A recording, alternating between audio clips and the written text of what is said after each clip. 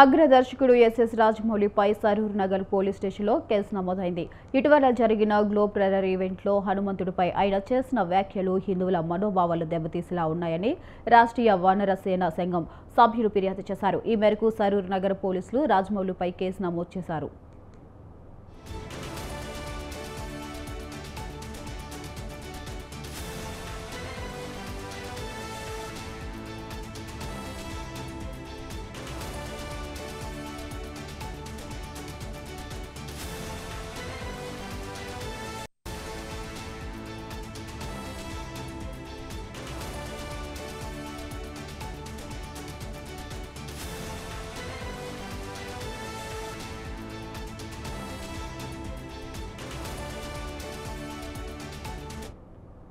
అగ్రదర్శకుడు SS రాజమౌళిపై Saroor Nagar police స్టేషన్లో case నమోదైంది.